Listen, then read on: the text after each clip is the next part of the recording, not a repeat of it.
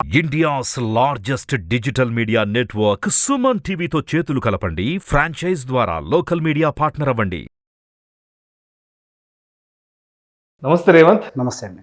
రేవంత్, ఒక సామాన్య మధ్యతరగతి వాళ్ళు కూడా రియల్ ఎస్టేట్ కలను నెరవేర్చుకోవాలి అంటే దానికి ఏమైనా మంచి ఇన్వెస్ట్మెంట్ ఐడియాస్, సలహాలు, సూచనలు ఏమైనా ఉన్నాయా మీ వైపు నుంచి? డెఫినెట్గా సార్ ఇప్పటిదాకా నాకున్న అంచనా మేరకు వీటికి సంబంధించి ఇప్పుడు నేను మాట్లాడబోయే టాపిక్ గురించి మన తెలుగులో ఎవరు డిస్కస్ కూడా చేసుకుంటారు. సో దీన్ని కొంచెం పూర్తిగా వినే ప్రయత్నం చేద్దాము. సార్ పర్టికులర్గా రియల్ ఎస్టేట్ ఇన్వెస్ట్మెంట్ అనగానే కొన్ని లక్షలు కోట్ల రూపాయలతో ముడిపడి ఉంటుంది. ఇప్పుడు ఎవరైనా ఒక ఇల్లు కొనాలి అని అంటే మినిమం 1 లక్ష, 1.5 లక్ష సాలరీ ఉంటేనే, అది కూడా లోన్కి వెళ్తే తప్ప కొనలేని పరిస్థితులకు ఉంది. డబ్బులు పెట్టి కొనాలి అని అంటే డైరెక్ట్గా అసలు సాధ్యమే కాదు. సరే, కింద పడి మీద పడి ఒక మధ్యతరగతి మనలాంటి వాడు 1 లక్ష రూపాయలు, 1.5 లక్ష రూపాయలు జీతం సంపాదించేవాడు అప్పు చేసో బ్యాంక్ లోన్ తీసుకొని ఏదో తీసుకొని మహా అయితే ఒక ఇల్లు కొనుక్కోగలుగుతారు. అది వాళ్ళు ఉండడానికి మాత్రమే పనిచేస్తుంది. వాళ్ళు ఆ లోన్ తీర్చేసరికి ఒక 20-25 సంవత్సరాల సమయం గడిచిపోతూ ఉంటుంది. బట్ ఈ క్రమంలో వేరే ఇన్వెస్ట్మెంట్స్ చేయాలి అని అంటే కూడా వాళ్ళకి అవకాశం దొరకదు. వాళ్ళకి వేరే లోన్ తీసుకోవాలన్నా కానీ ఈ ఎగ్జిస్టింగ్ పెద్ద గుదిబండలాగా ఉంటుంది కాబట్టి వేరే లోన్ కూడా వాళ్ళకి దొరకదు.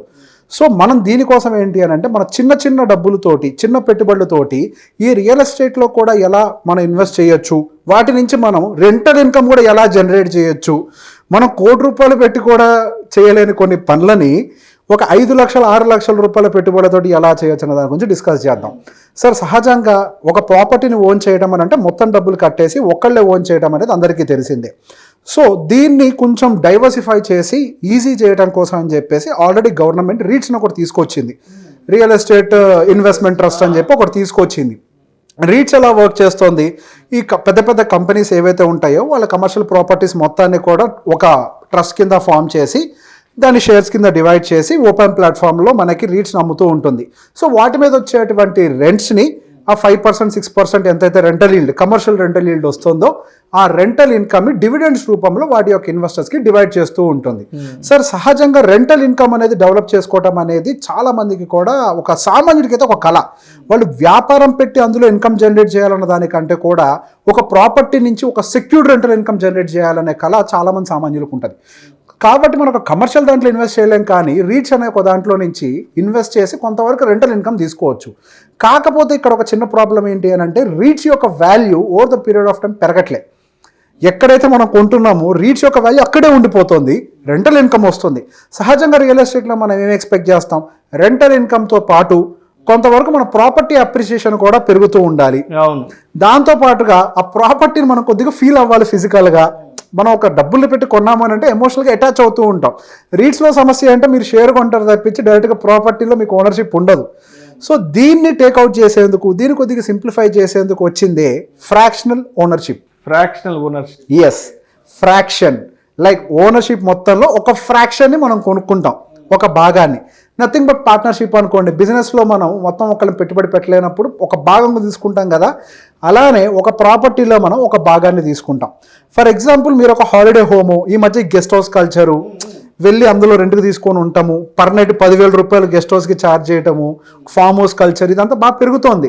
అవుటింగ్కి వెళ్ళటము, హాలిడేస్కి వెళ్ళటము, ఈ కల్చర్ బాగా పెరుగుతోంది. ఏదో ఇప్పుడు గోవాకి వెళ్ళిన వాళ్ళు కూడా ఏదో ఒక హోటల్లో రూమ్ తీసుకునే దానికంటే కూడా ఒక హాలిడే హోమ్ తీసుకోవటము, ఇట్లాంటివి తీసుకోవడానికి ఇష్టపడుతూ ఉన్నారు. వాటికి పర్ నైట్ 7,000, 8,000, 10,000, 15,000, 25,000 దాకా కూడా రెంట్లు పే చేస్తున్నారు పర్ నైట్, ఒక 5-6 కలిసిపోయి. సో అట్లాంటి వాటిని కనుక ఫ్రాక్షనల్ ఓనర్షిప్ భాగంలో కనుక తీసుకోగలిగితే మనం వాటిని ఓన్ చేసుకోవడం చాలా ఈజీ అయిపోతుంది.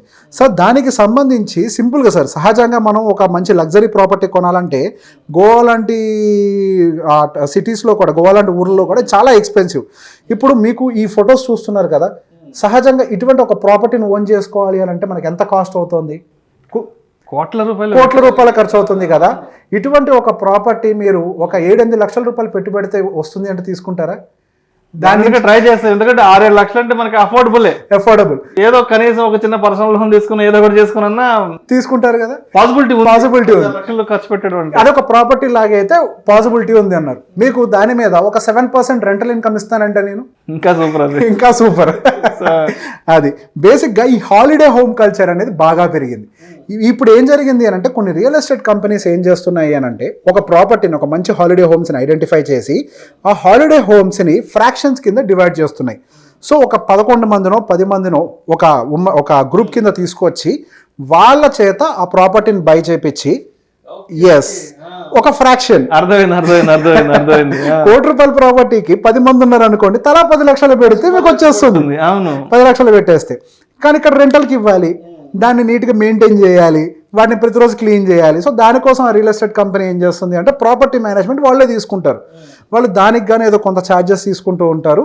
సో దాని బుకింగ్స్ పద్ధతులు చూసుకోవటము, దానికి సంబంధించినటువంటి క్లీనింగ్, మెయింటెనెన్స్ అవన్నీ కూడా వాళ్ళే మెయింటైన్ చేస్తూ ఉంటారు. దానికి సంబంధించిన రిపోర్ట్స్, డేటా అంతా కూడా మనకు పంపిస్తూ ఉంటారు. సో దీనికి సంబంధించి సహజంగా చాలా మందికి వచ్చే డౌట్ ఏంటి అని అంటే దీనికి లీగాలిటీ ఉందా లేదా, లీగల్గా ఎటువంటి ఏమైనా దారులు ఉన్నాయా లేదా అనే దాని మీద చాలా డౌట్స్ ఉంటాయి. సో దీన్ని ఇంప్లిమెంట్ చేయడానికి 2 విధానాలు ఉన్నాయి. ఒకటి పార్ట్నర్షిప్ ఫర్మ్ విత్ 10 మందితో ఫామ్ చేయటము. సహజంగా ఇటువంటిది అనేది ఏంటి అని అంటే మనం లోకల్లో ఉండి మనం ఆర్గనైజ్ చేసినప్పుడు చేయొచ్చు.